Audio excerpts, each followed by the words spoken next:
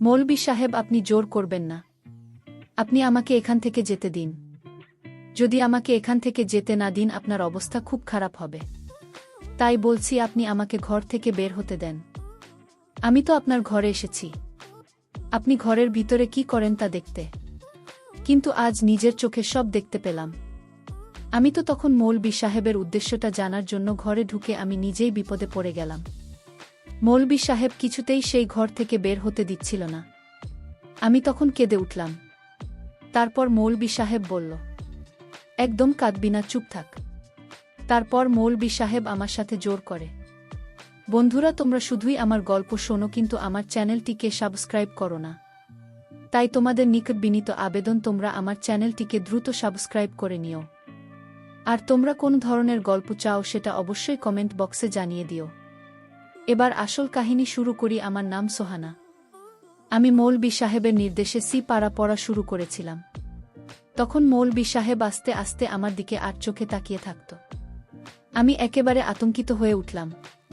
মনে হচ্ছিল আমার নিঃশ্বাস আমার বুকে আটকে আছে। আমি মৌলভী সাহেবের দিকে তাকালাম এবং তিনি আমার দিকে অদ্ভুত দৃষ্টিতে তাকিয়ে হাসতে লাগলেন। আমি একটু পিছিয়ে গিয়ে বসলাম। মৌলভী সাহেব তার সাদা দাড়িতে হাত বোলাতে লাগলেন। আমি আমার শিপার দিকে তাকালাম এবং আমার পাঠের পুনরাবৃত্তি করলাম। মৌলভী সাহেবের এরকম নজর দেখে আমার খুব বিরক্ত মনে হচ্ছিল। আমি আবার সব মেয়ের মধ্যেই সম্ভবত আমি বড় ছিলাম। আমার বয়স মাত্র 12 বছর এবং আমি প্রথম পারে ছিলাম। আমার বাবার কাজ ছিল এরকম যে প্রতি 6 মাস অন্তর তাকে বদলি করা হতো। আমার স্কুল শিক্ষার সাথে সাথে আমার ধর্মীয় শিক্ষারও ব্যাঘাত করছিল। আমরা এখন যে এলাকায় থাকি সেখানে মৌলভী সাহেব একটি মাদ্রাসা খুলেছিলেন। এই মাদ্রাসায় অনেক ছেলে মেয়ে থাকত, কিন্তু বেশিরভাগ ছেলে থাকত। আমাদের বাড়ি এই মাদ্রাসার পাশেই ছিল এবং আমার মা আমাকে সেখানে কালাম পাঠ করার জন্য পাঠাতে লাগলেন। এর আগে মৌলভী সাহেব অনেক সভ্যতার পরিচয় দিয়েছিলেন, কিন্তু যখন থেকে আমি সেই ভয়ার্ত আতঙ্কিত হৃদয় বিদারক দৃশ্য দেখেছি, তারপর থেকে আমার সাথে মৌলভী সাহেবের অদ্ভুত ব্যবহার শুরু হয়ে যায়। কখনো পড়ানোর সময় আমার দিকে তাকিয়ে থাকত। মাঝে মাঝে সে আমাকে তার পাশে বসে আমার সাথে গল্প করতেন। আমি এই আচরণে অত্যন্ত বিরক্ত হয়েছিলাম। শুধু তাই নয়, মৌলভী সাহেব আমাকে পাওয়ার জন্য বিভিন্ন কৌশল অবলম্বন করত। আমার মাকে সব বলা উচিত ছিল। আমার মতে আমরা এখন বয়সের যে সময় পার করছি, এই সময় মায়েদের তাদের সন্তান লালন পালনের দিকে এই বিষয়গুলোর প্রতি বিশেষ খেয়াল রাখতে হবে। কিন্তু আমার মায়ের চিন্তাভাবনা খুব অদ্ভুত ছিল। মোদি শাহের এই ধরনের ব্যবহারে খুব সহজেই ঘাবড়ে যেতাম। আমি আমার মাকেও কিছু বলিনি। দিন বিরক্ত হয়ে বাসায় গিয়ে বললাম, আমি মৌলভী সাহেবের কাছে পড়তে চাই না। সে যেন আমার জন্য একজন মহিলা টিচারের ব্যবস্থা করেন। কেননা কয়েকদিন আগে যা কিছু আমি ছাদে ঘুরতে দেখেছি, তাতে মৌলভী সাহেবকে দেখে আমার হৃদয়ে শুকনো পাতার মতো কেঁপে উঠত। কিন্তু আমার কথা শুনে আমার মা আমার মুখে চড় মেরে আমার কান টেনে মৌলভী সাহেবের কাছে নিয়ে গেলেন এবং বলা শুরু করলেন, এই মেয়েটা আমাকে বিরক্ত করে রেখে দিয়েছে। একে তো এর মাথায় কিছুই দ্রুত ঢোকে না, তার উপরে তাণ্ডব বলছে কি মৌলভী সাহেবের কাছ থেকে পড়াশোনা করব না। মৌলভী সাহেব আমার দিকে রাগান্বিত দৃষ্টিতে তাকালেন। আমি চোখ নামিয়ে উঠে দাঁড়ালাম। আমার মা মৌলভী সাহেবের সামনে আমাকে লজ্জিত করেছিলেন। মৌলভী সাহেবের সাদা দাড়ি ছিল। তার বয়স 50 বা 50 হবে। এটা স্পষ্ট যে কেন আমার মা তাকে সন্দেহ করবে। তিনি বলতে লাগলেন, চিন্তামুক্ত থাকুন বোন, আমি অবাধ্য বাচ্চাদের আরও 2 ঘন্টা বসিয়ে রাখি এবং বিশেষ মনোযোগ দিয়ে পড়ায় মাত্র কয়েক মাসের মধ্যেই তীরের মতো ঠিক হয়ে যাবে। তার শব্দে আমার হৃদয় কেঁপে উঠল। তারপর মাকে আবার বলা শুরু করলেন, দেখুন বোন, আমি একটু কঠিন প্রকৃতির শিক্ষক, আর কেউ কখনো মার না খেয়ে পড়াশোনা করতে পারে না। কিন্তু মা বাবা যদি শিশুদের শরীরের চরের চিহ্ন দেখেন, তখন তারা মনোবিদের ক্লাস নিতে চলে আসেন এবং আমাদের বলে কিভাবে আমার বাচ্চাকে মেরেছে। আমার মা এই কথা শুনে মৌলভী সাহেবকে খোলা হুকুম দিয়ে দিলেন। তিনি বললেন, আমার মেয়েকে আপনি যা খুশি করুন, আমি কখনো কোনো অভিযোগ নিয়ে আসব না। এই বছরে আমার মেয়েকে কালাম পার করিয়ে দিন। তিনি বলতে লাগলেন, বোন, আপনি নিশ্চিন্ত থাকুন। তুমি শুধু বললে এখন তোমার মেয়ে আমার নজরে থাকবে, আমি ওকে আমার কাছে বসিয়ে পড়াব। এই কথা শুনে আমার মা খুব খুশি হয়ে আমাকে সেখানে রেখে চলে গেলেন। আমি সামনে বসেছিলাম ভয়ে। মৌলভী সাহেব কড়া সুরে আমাকে বললেন, এখানে আমার কাছে এসে বসো। আমি এখনই তোমাকে জিজ্ঞেস করছি, তুমি বাসায় গিয়ে আমার বিরুদ্ধে অভিযোগ করে। কথাটা শুনে আমার জন্য জীবন বেরিয়ে গেল। আমি মাথা নাড়লাম না। আমি বললাম, আমি এখানে বসে পড়তে পারব। আমি যা বললাম তার জন্য তিনি আমাকে এত বকাঝকা করেছিলেন যে আমি কাঁদতে লাগলাম। আর ভয়ে ওনার কাছে গিয়ে বসলাম। সে আমার কাছে এসে আমার কানের কাছে ফিসফিস করে বলল, ভবিষ্যতে তুমি যদি বাড়িতে গিয়ে কিছু বলো, তুমি হয়তো জানো না আমি তোমার সাথে কি করতে পারি। তোমার মা আমাকে কিছু বলবে না, উল্টে তোমাকে মারবে। তুমি দেখলে তো আজ তোমার মা তোমার কথা না শুনে আমার কথা মেনে নিয়েছে। মৌলভী সাহেবের কথা সত্য ছিল। তারপর আবার আমি ছোট ছিলাম, তাই এই কথাটা মাথায় রেখেছিলাম যে মাকে কিছু বলবো না, না হলে মৌলভী সাহেব আমার সাথে খারাপ ব্যবহার করতে পারেন। বিনিময়ে আমার মা ও আমাকে চড় মারবে সেদিন। এরপর মৌলভী সাহেবের দুষ্টুমি আরও বাড়তে থাকে। তার দুঃসাহসিকতা সীমা ছাড়িয়ে গিয়েছিল। যতক্ষণ আমি মৌলভী সাহেবের কাছে বসে থাকতাম তার ব্যবহার সবসময় আমাকে কষ্ট দিত।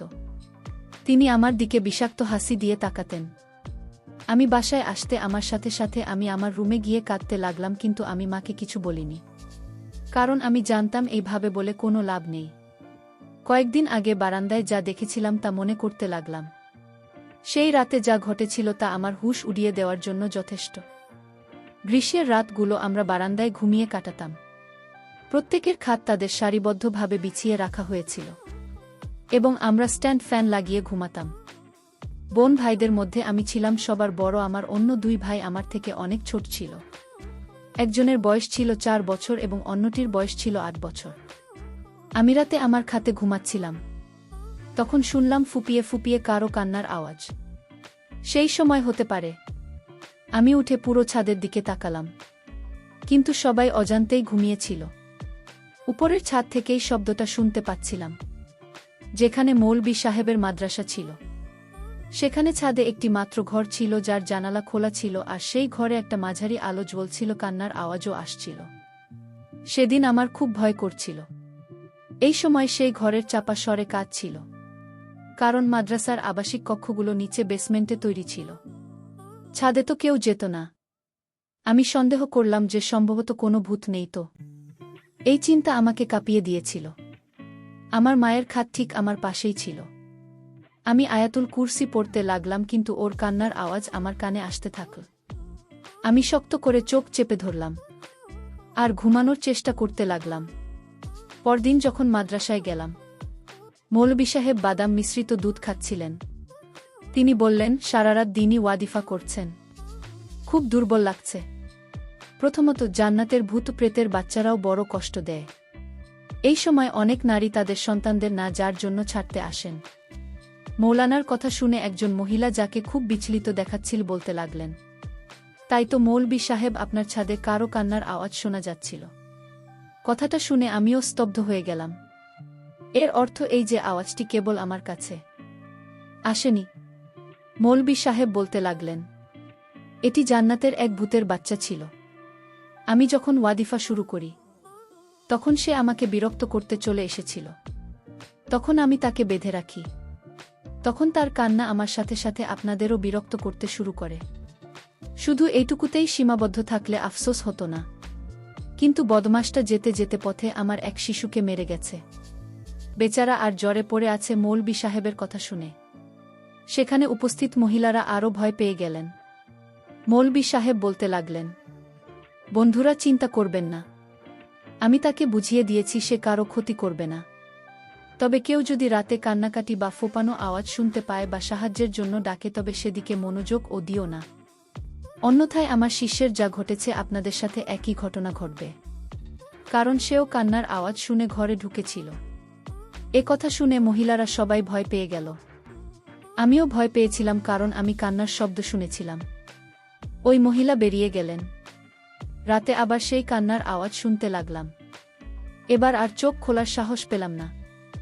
আমি চারকোল পর এ নিয়ে শুয়ে ঘুমানোর চেষ্টা করলাম, কিন্তু আমার চোখ যা দেখলেন তা দেখে আমি হতবাক হয়ে গেলাম। আমি কিছুটা ভয় পেয়ে গেলাম। পরের দিন যখন মাদ্রাসায় গেলাম পড়াশোনার সময়, আমি সেই মেয়েটাকে দেখলাম। তার মুখ সম্পূর্ণ ফ্যাকাশে হয়ে গেছে। আমি তাকে দেখে স্তব্ধ হয়ে গেলাম। মৌলভী সাহেব এই মেয়েটার দিকে অবিরাম তাকিয়েছিলেন। সে ভয় পেয়ে আমার পাশে বসে কালাম পাক মুখস্থ করতে লাগল। তার কণ্ঠস্বর ছিল যেন শেখাচ্ছে। আমি তার বয়সের কারণে তার জন্য দুঃখিত হতে শুরু করেছি। তার বয়স 7 থেকে 8 বছরের বেশি ছিল না, এবং আমি তার সাথে যা ঘটতে দেখেছি তা দেখে আমি জ্ঞান হারিয়ে ফেলেছিলাম। আমি যখন তার মুখের দিকে তাকালাম, তখনও তার মুখে আঙুলের ছাপ দেখা যাচ্ছিল। সে পাড়া পড়ছিল আর বারবার চোখ মুখছিল। এরপর যখন তাকে দেখে হতবাক হয়ে যায়, কেউ তার বা হাতে কামড় দিয়েছে, তা দেখে আমি কাঁদতে শুরু করি। মৌলভী সাহেব কিছুক্ষণের জন্য উঠে বাইরে চলে গেলেন, কারণ এলাকার এক সাহেব তাকে অনেক দামি উপহার পাঠিয়েছিলেন। মৌলভী সাহেব বাইরে যেতে আমি বাচ্চা মেয়েটিকে জিজ্ঞেস করলাম, কাল রাতে তুমি ছাদে কি করছিলে, তুমি যখন জানো যে মৌলভী সাহেব ভূত প্রেতের নিয়ন্ত্রণ করেন? আমার কথা শুনে মেয়েটির হুঁশ উড়ে গেল। কেউ আমার কথা শুনে নিয়েছে কি না তা দেখার জন্য সে ডানে বামে তাকাতে লাগল। তারপর নিচু স্বরে আমার সাথে কথা বলতে লাগল। এই মৌলভী মিথ্যা কথা বলে, ওই বুড়োর কোথাও কোনো জিন নেই। শুনে তো আমি অবাক হলাম। আমি বললাম, তাহলে তুমি ওখানে কি করছিলে, আর তোমার মুখে আর বাহুতেই দাগগুলো কিভাবে এলো? আমার কথা শুনে প্রচণ্ড জোরে একটা দীর্ঘশ্বাস ছাড়ল। সে বলল, আজ নিজেই দেখে নিও, এই বলেছে আমার কাছ থেকে উঠে চলে গেল। আমি তার কথাগুলো নিয়ে ভাবতে লাগলাম, কারণ রাতে আমি তাকে ছাদের ঘর থেকে বেরিয়ে সিঁড়ি দিয়ে নামতে দেখেছিলাম, এবং সেই সময়ে গুরুতরভাবে আহত ছিল এবং খারাপভাবে কাঁদছিল। আমি প্রথমে ভেবেছিলাম সে বোধহয় জিনাতের সন্তান, কিন্তু তাকে মাদ্রাসায় দেখে বুঝলাম সে হয়তো জিনাতের বাচ্চাকে দেখতে গেছে, তাই জিন্না থাকে এই অবস্থায় ফেলেছে। কিন্তু এখন এই কথা শুনে ভাবছিলাম হয়তো অন্য কিছু ব্যাপার। আজ রাতে আমি ঘুমাইনি। আমি আমার খাটে শুয়েছিলাম, কিন্তু আমার চোখ আমার সামনের মাদ্রাসার ছাদে স্থির ছিল। কিছুক্ষণ পর আমার চোখ যা দেখলাম তা হলে একটি হৃদয় কাঁপিয়ে দেওয়ার মতো দৃশ্য। মৌলভী সাহেব তার সাথে 11 বছর বয়সী একটি শিশুকে নিয়ে বারান্দায় গিয়ে তার দিকে তীক্ষ্ণ দৃষ্টিতে তাকিয়ে থাকে। চুপ থাকতে ইঙ্গিত করেছিলেন। শিশুটি কোনো শব্দ না করেই হাত জোড় করে তার কাছে মিনতি করছিল। কিন্তু তিনি ছেলেটিকে রুমে নিয়ে গেলেন। তারপরে শিশুটি অক্সফোর্ড কান্না শুনতে শুরু করে। মৌলভী সাহেব এই শিশুটির সাথে কি করছেন যে সে কাঁদছে আর ফোঁপাচ্ছে বুঝতে পারছিলাম না। 2-3 ঘন্টা এভাবে আওয়াজ চলতে থাকে। এরপর যখন দরজা খোল, শিশুটি যন্ত্রণায় কাতরাচ্ছিল, সে খুব কাঁদছিল এবং ঠিকমতো হাঁটতেও পারছিল না। তার মুখ খুব খুশি দেখাচ্ছিল। আমি ভাবছিলাম কেন তিনি রাতে বাচ্চাদের ঘরে নিয়ে গিয়ে মারধর করেন, এবং কেন তারা মানুষকে বলে যে জিনাতের বাচ্চারা কাঁদে, এবং তিনি বাজিমাত করেন। যাই হোক, এটা দেখে আমার মন খারাপ হলো, এবং মৌলভী সাহেবের মিথ্যা বলার কারণ বুঝতে পারলাম।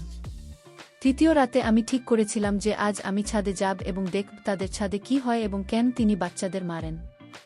যে রাত গভীর হল, মৌলভী সাহেব আবার একটা বাচ্চাকে ছাদে এনে রুমে নিয়ে গেলেন। আমি আমার খাট থেকে উঠে ধীর পায়ে মৌলভী সাহেবের ছাদের দেওয়ালের কাছে গিয়ে দাঁড়ালাম।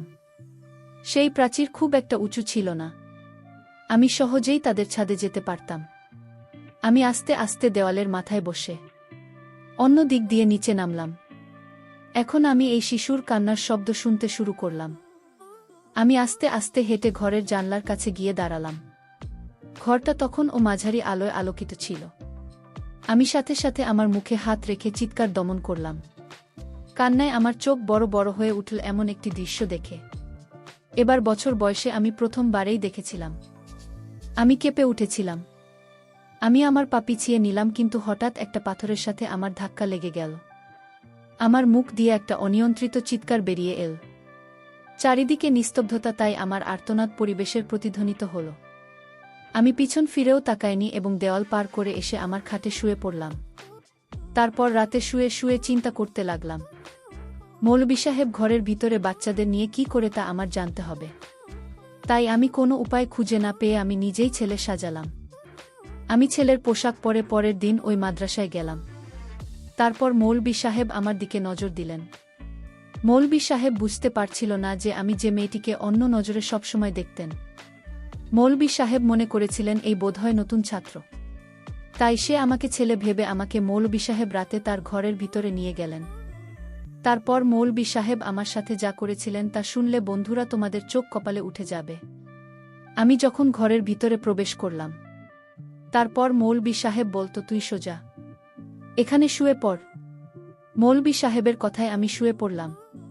তারপর মৌলবি সাহেব যখন আমার সাথে তখন আমার বুঝতে বাকি ছিল না মৌলবি সাহেব ছেলেদের সাথে কি করত। তারপর মৌলবি সাহেবকে আমি জোরে ধাক্কা মেরে ফেলে দিলাম।